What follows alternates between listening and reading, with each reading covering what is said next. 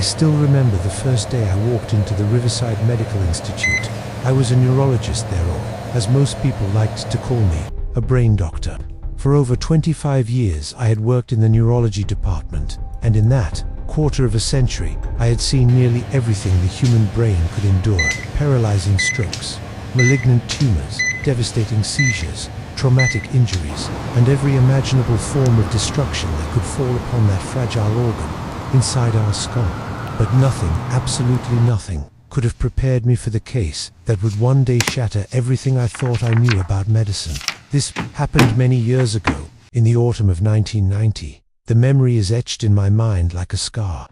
That morning, I was reviewing charts when a new case file landed on my desk. The name written across the top was Cherry French, a 30 police officer. He had been in the force for barely 5 months when his life changed forever. It all started with a routine 911 call around 9:30 p.m., a domestic disturbance report. Nothing unusual.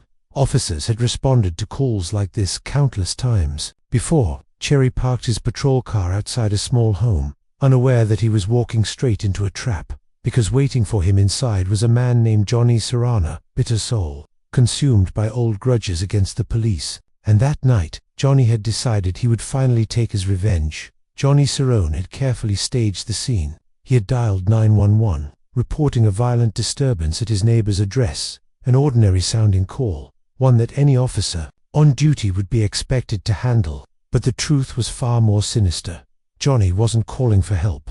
He was setting a snare. Cherry French, unaware of the malice awaiting him, walked toward the front door of the house. It was quiet, eerily. So, he stepped up onto the porch, his hand brushing against the cold doorknob, his other hand resting near his holster, just in case. The door creaked open, and then, without a word, without warning, Johnny appeared. He raised his weapon, already loaded, his finger tight on the trigger.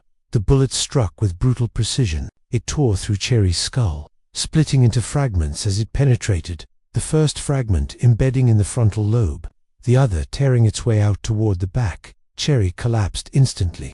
Blood pooled on the floor, his service weapon, still holstered, untouched. But what happened next defied belief. He should have died there, within seconds. The damage to the brain was catastrophic, the kind that leaves no hope. Yet, against all odds, Cherry clung to life. His pulse remained. His breathing faltered but did not cease. He was rushed to the city's national hospital, sirens screaming. Through the night, on call that evening was Dr. Gary Roberts, a seasoned physician who, upon reviewing the scans, knew the situation was hopeless.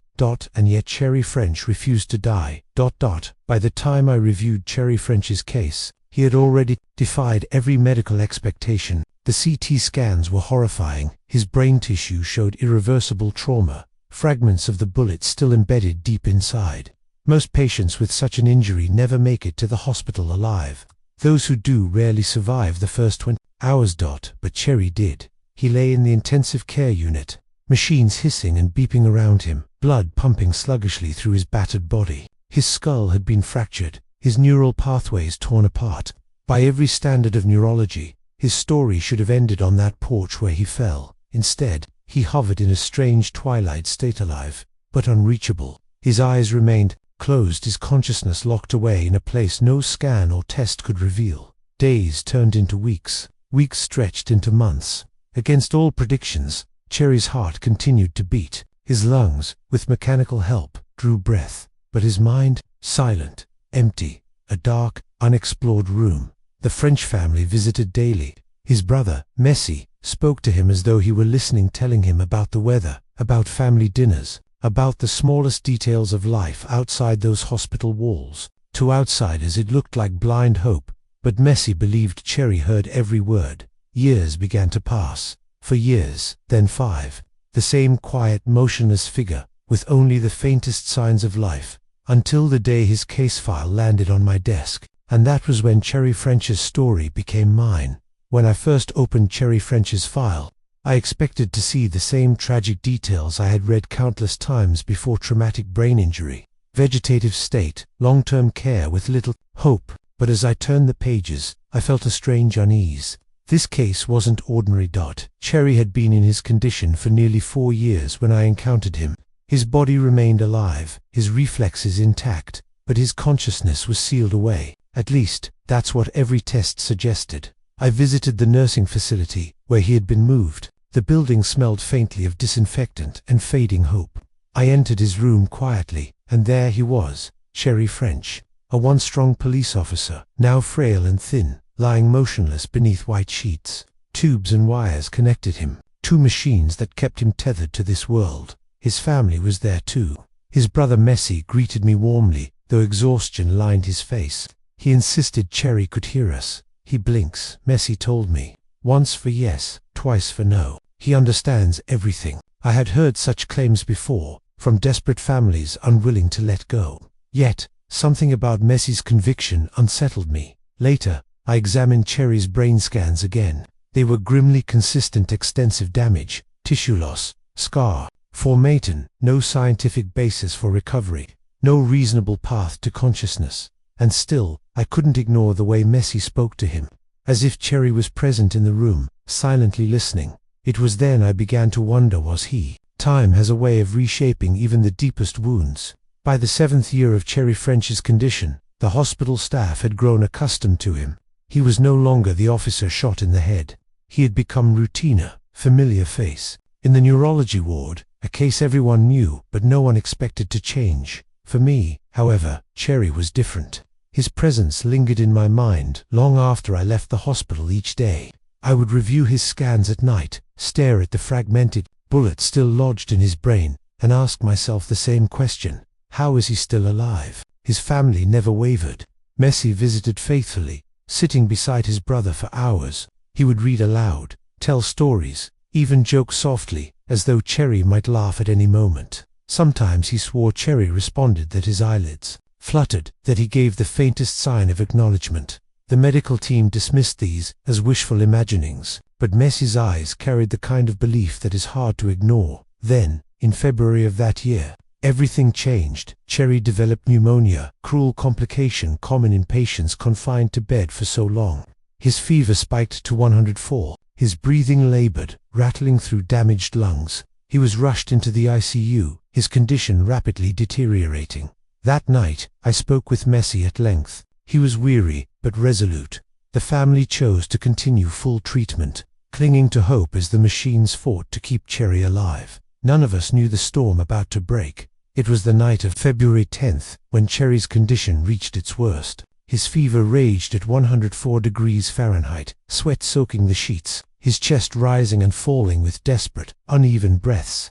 The pneumonia had taken hold of his weakened lungs, and every medical instinct told me he was slipping away. I stayed late in the hospital, monitoring his vitals, adjusting medication, hoping to bring the fever under control.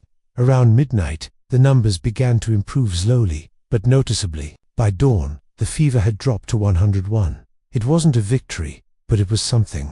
I allowed myself a small sigh of relief. The following day passed quietly. Cherry remained still, unresponsive, as he had for years. Nurses moved around him with mechanical efficiency, caring for a patient they believed would never return. But then, on the evening of February 11th, the call came. A nurse rang me, her voice trembling with disbelief. "Doctor, you need to come. Cherry French is awake." I nearly dropped the phone. "That's impossible," I snapped. 7 years of silence, 7 years of scans showing nothing but devastation. Patients like Cherry didn't simply wake up, yet the nurse insisted. "He's sitting up in bed. He's talking to his sister." I remember the way my heart pounded as I hurried down the hospital corridor, my footsteps echoing against the linoleum floor. The rational part of me screamed that it was a mistake, an illusion. But when I entered Cherry's room, reality shattered. He was awake, and he was calling my name. When I stepped into the ICU room, the air felt differentiated, almost electric. Nurses stood frozen near the monitors, their faces pale, as if they had just witnessed something unnatural. And there, propped upright against his pillows, was Cherry French. His eyes open, alert, following movement with a clarity that defied the years he had spent motionless. His lips moved, shaky at first, then stronger. "Dr. Helen," he said. I stopped dead in my tracks. My name he had called. My name. For 7 years, he had been nothing more than a body sustained by machines, a case I could only study, never speak to.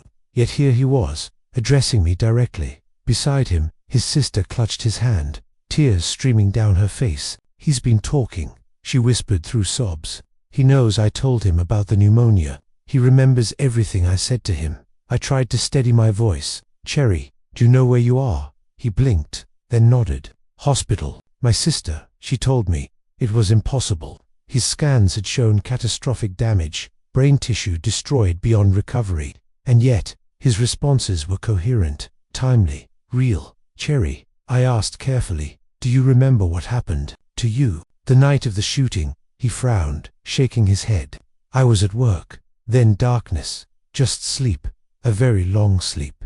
My skin prickled. Every instinct as a doctor told me this should not be happening, and yet it was. I sat beside Cherry's bed, notebook in hand, my pulse still unsteady. Cases like this did not exist in medical textbooks. If he truly had returned from 7 years of silence, I needed to understand what had happened inside his mind. "Cherry," I said softly, "can you tell me what it was like all this time?" He took a slow breath, his eyes unfocused, as if searching for words buried deep in his memory. It felt, he paused, like being underwater, not drowning, not dead, just trapped. I could hear faint sounds, sometimes voices, whispers, but they were far away. I couldn't move, couldn't answer. It was like my body wasn't mine anymore. He turned his gaze toward his sister, who sat crying silently. But her voice, I always heard her, every day. She talked to me. I couldn't reply, but I understood. It kept me from going insane. My chest tightened. For years Messi had claimed Cherry could hear, that his brother's spirit was still present inside that broken body. We dismissed it as grief-driven hope, but now, Cherry himself confirmed it. He blinked slowly, as though weighing his words. It was like time was frozen, like someone pressed pause on my life, and now someone pressed play again. The room fell into silence. Every rationale, explanation I held as a neurologist crumbled under the weight of his words. 7 years in darkness, 7 years unheard, and yet he had returned. The very next morning, I ordered a full round of tests, neurological exams, blood work, and most importantly, a fresh CT scan. If Cherry had truly awakened, there had to be some measurable change, some biological explanation for what we were witnessing. When the images came through, I stared at them in disbelief. The brain looked exactly as it had for years: shredded pathways, scar tissue, bullet fragments still lodged in the frontal lobe. The scans told the same hopeless story they always had: irreparable damage, no possibility of normal cognitive function. And yet, in the room down the hall, Cherry French was sitting up and talking. I ran another test, an EEG to measure brain activity. The results were flat, uneventful, identical to those of a patient in a vegetative state. No spikes, no meaningful waves. But when I returned to his bedside, Cherry looked at me and whispered, "Doctor, you seem worried." My heart nearly stopped. He was awakeningly aware while the machines insisted he wasn't. Medicine thrives on evidence, on data we can measure. But Cherry's very existence had become a contradiction. A man whose brain said he should be silent, yet whose voice filled the room that evening. As I reviewed the results again and again, my colleagues argued that it was impossible, that I must have misread the scans.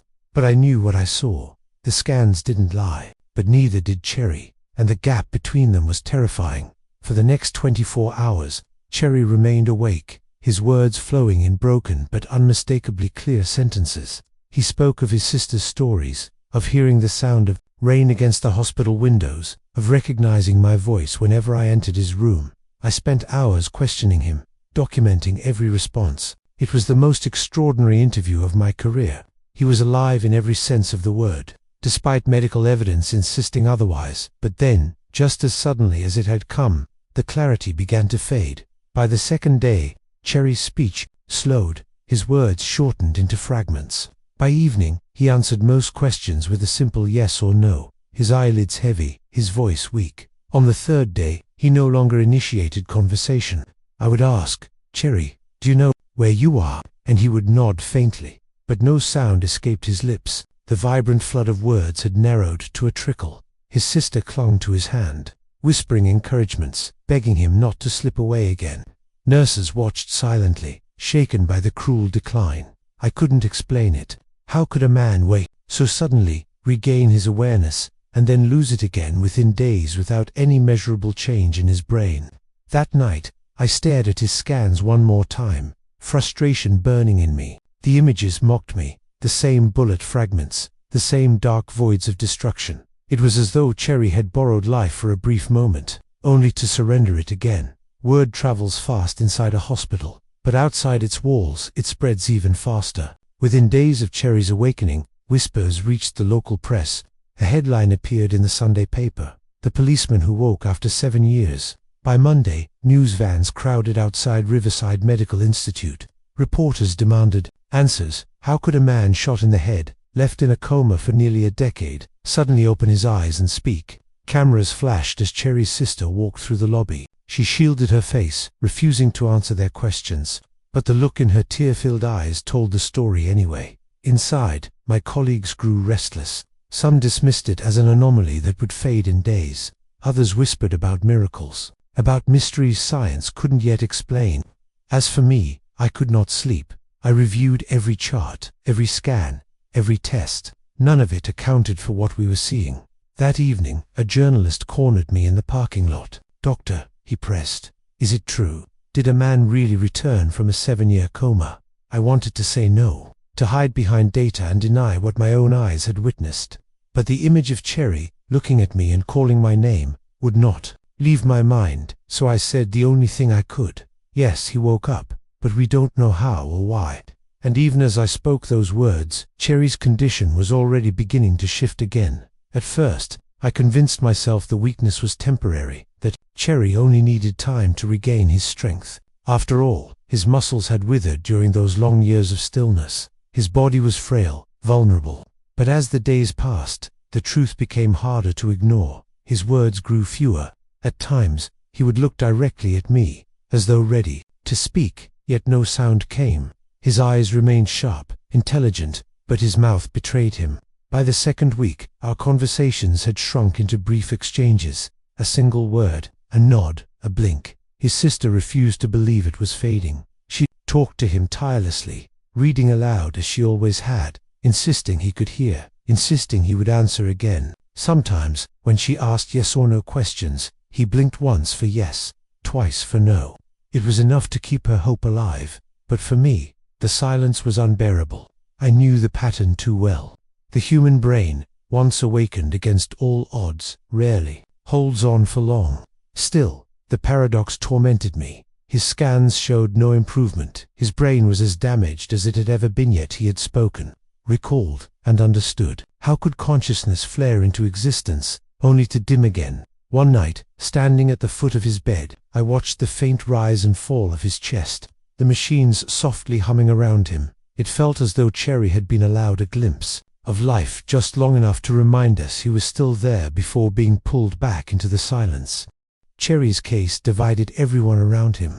To the hospital staff, he was a medical anomalous, something to document, analyze, then file away as an unexplained irregularity. To his family, he was a miracle, proof that love and persistence could reach across the deepest void. For me, he was both and neither. At weekly conferences, my colleagues pressed me. "What are you suggesting?" one demanded. "That a destroyed brain can suddenly heal itself. That consciousness can exist without measurable activity." Another scoffed. "You're letting emotion cloud your judgment, Helen." Emotion they couldn't understand. I had heard my own name from Cherry's lips. I had watched him look at his sister with recognition, with tears in his eyes. That wasn't emotion, it was fact. The family, meanwhile, clung desperately to hope.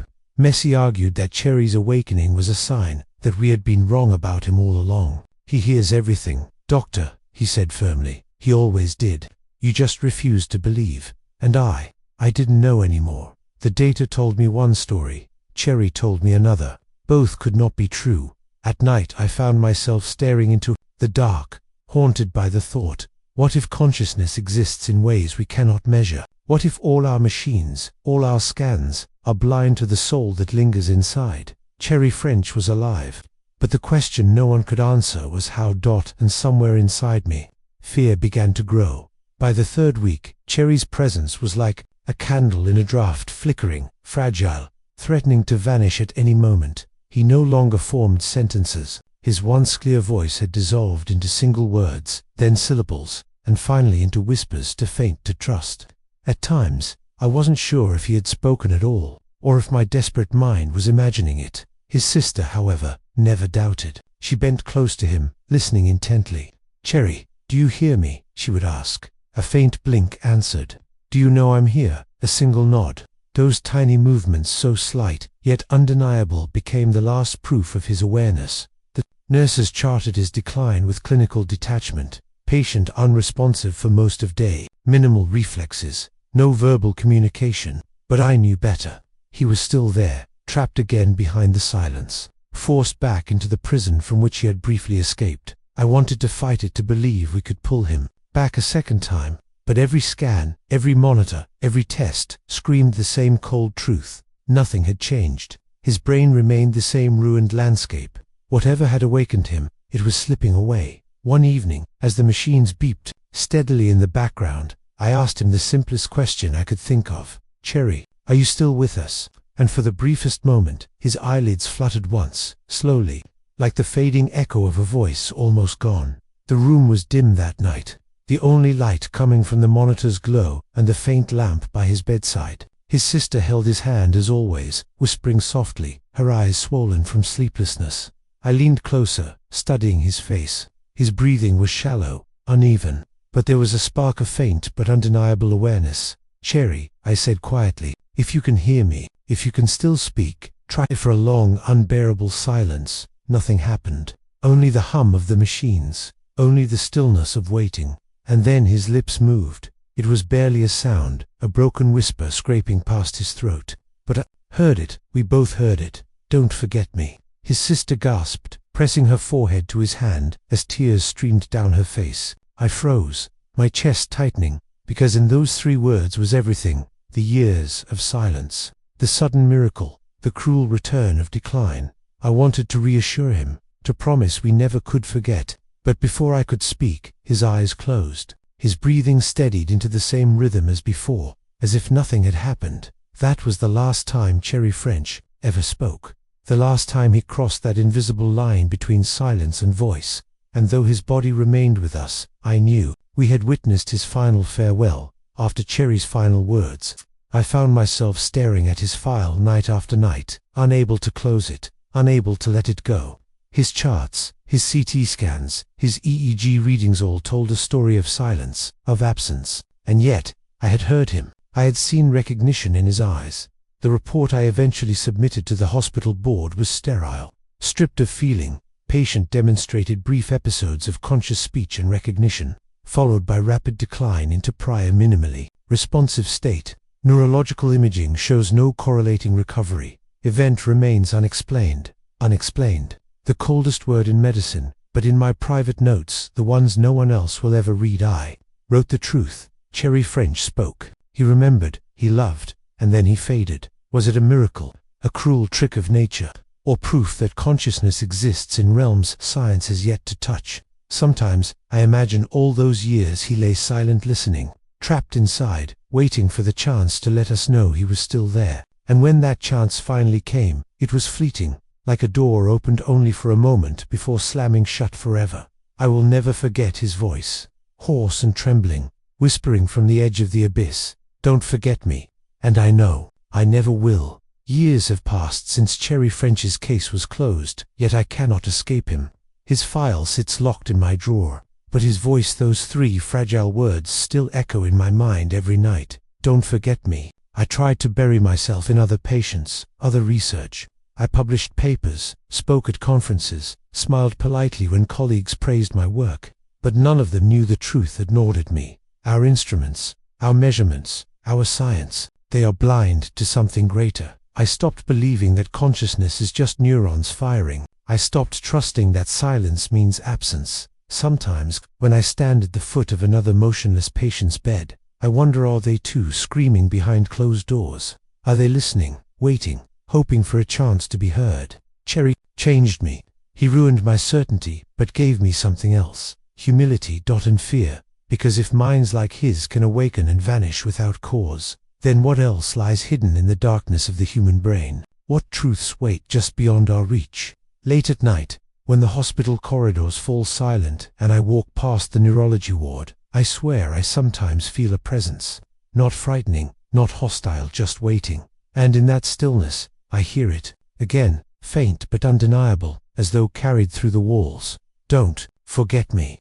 I never could, and I never will. I still keep the pen I used to sign Sherry's final discharge papers, not because it means anything in itself, but because that signature marked the end of a journey that should have been impossible. For medicine, Cherry French is just a case filer man who survived a bullet, lingered in silence, woke against all odds, then slipped back into the shadows. But for me, he is the question I will never answer. Sometimes I read his name on that file, again and again, whispering it like a prayer. I imagine him as he was young, strong, full of life, before fate locked him inside his own body. I imagine his family's unwavering faith, their belief that he was always listening. And I imagine the look in his eyes that day when he whispered his last words. It wasn't just a plea, it was a command. Don't forget me. And that is why I write this now. Not for journals, not for science, not for history, but for him, so that Cherry French is not just a forgotten patient in a ward. He is remembered always. Not long after the epilogue, I thought my life would settle into normalcy again. But at DIDN Cherry began returning to me. In dreams. At first, it was harmless, a fleeting glimpse of him sitting in his hospital bed, looking younger, healthier. He would smile faintly and fade away. I told myself it was guilt, nothing more. A tired mind replaying memories. But then the dreams grew sharper, more real. I could hear the creak of the chair beside his bed, smell the sterile disinfectant of the ward, and Cherry's voice was no longer broken. It was clear, strong, deliberate. You still don't understand, he said one night, his eyes piercing into mine. I was never gone. I was always here. I woke up drenched in sweat, my heart racing. The clock beside my bed read 3:17 a.m., the same time every night. The dreams began. The next evening at the hospital, as I reviewed another comatose patient's chart, I froze. On the monitor, in the faint reflection of the glass, I swore I saw Cherry standing behind me, silent, watching. I spun around, nothing, only the hum of machines. But I knew, whatever Cherry had become, wherever his mind had gone after slipping away from us, it hadn't stayed silent. It had followed me. And now, I realized, his words were not a request, they were a warning. Don't forget me. The dreams no longer stayed in sleep. It began subtly. I would be writing patient notes, and a word would appear on the page I had no memory of writing. Forget. During rounds, I would hear faint whispers in the ward. When I turned, nurses looked at me strangely. None of them had spoken. By the third week, I was afraid to sleep, because every time I closed my eyes, Cherry was there, closer, clearer. One night, he sat at the edge of my bed. His face was pale, his eyes dark and hollow, but his voice was steady. You think death is silence, he whispered, but silence is just another prison. And you opened the door. I jolted awake, gasping, but my bedsheets were If someone had truly sat there. At the hospital, it only grew worse. Patients in the neurology ward, those with blank, motionless eyes, began to stir when I entered. A twitch of the finger, a flicker of the eyelid, and always the same faint whisper on their lips, barely audible but unmistakable. Don't forget me. I could no longer tell whether it was Cherry speaking through them, or something else entirely. The boundary between medicine and madness had shattered, and deep down, I feared one truth above all. Cherry had not left me. He had brought something back. It was during another sleepless night, hunched over Cherry's old MRI scans, that the realization struck me. The bullet had not simply damaged his brain, it had rewired it. The fragments lodged deep within his temporal lobe glowed faintly on the scan, like a constellation etched in flesh. No ordinary patterns, something eerily deliberate, almost designed. Cherry was not merely surviving, he had become a conduit. The years of silence, the sudden awakening, the words he spoke, the dreams that now haunted me, none of it was random. He had been opened, his mind forced wide into some unseen dimension, and through him, something had looked back. That night, I heard footsteps in my apartment. Though I lived alone, my mirror fogged as if someone breathed against it, and across the glass, 3 words appeared in dripping condensation. Don't forget me. I staggered back, my pulse hammering. The voice rose again, louder, vibrating through the walls. was no longer only Cherry, it was layered, countless voices speaking in unison, as if he had become the mouthpiece for something vast and hungry. Every light flickered out, darkness consumed the room, and in it, a figure stood, the outline of Cherry, but hollow, filled with writhing shadows. "You kept me alive," he said. "Now we live through you." For the first time I understood. Cherry French had not asked for remembrance. He had delivered a warning too late.